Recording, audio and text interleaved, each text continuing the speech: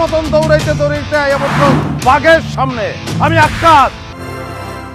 Akkas CNG চালক। সিএনজিতে পছন্দের তারকাদের ছবি লাগানো। তিনি মনে প্রাণে সিনেমা পাগল। সারাক্ষণ মাথায় সিনেমা ঘুরপাক খায়। শুধু তাই নয়, স্বপ্নেও ভর করে সিনেমা। কখনো চিত্রনায়ক রাজ্জাক, কখনো জসিম, কখনো বা তামিল সুপারস্টার রজনীকান্ত হয়ে মারপিট করেন।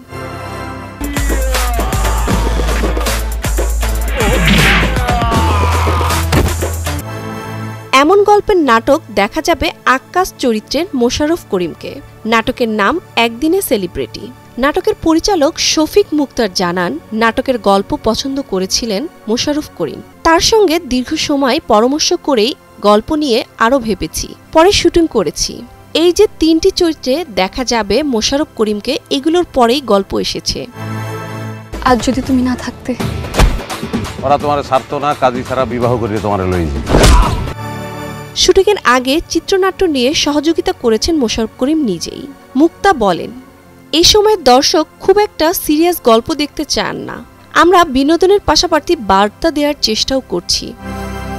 আমি একা। আমার মনে হইতেছে আমার সিএনজির যদি 2টা পাক না থাকতো তাহলে তোমার লইয়া উড়াল দিতাম। নাটকের জন্য মোশাররফ ভাইকে নায়ক রাজ্জাক, জসিম, রজনীকান্তের মতো মারপিট করতে হয়েছে। আকাশ, তুমি জসিমের স্টাইলে ডিশন করে নাচে একদম ঘুষি মারবা। আমরা সিনেমার মতোই কিছু অংশে শুটিং করেছি।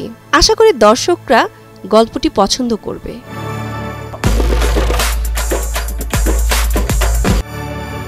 এই আক্কাসের সিএনজিতে একদিন হঠাৎ করে ঘটনাক্রমে যাত্রী হন এক অভিনেত্রী। সেই অভিনেত্রীর সঙ্গে শুটিংয়েও যান। সেখানে আক্কাসকে কেন্দ্র করে নানা কাণ্ডও ঘটেন। এর মধ্য দিয়ে হঠাৎ করে একদিন তারকা হয়ে যান আক্কাস। এমন গল্পের নাটকে আরও অভিনয় করছেন অলঙ্কার চৌধুরী, মাহমুদুল হাসান মিঠু, মারুফ মিঠু সহ অনেকেই। এই নাটকটি এখন ইউটিউবে মুক্তি পেয়েছে।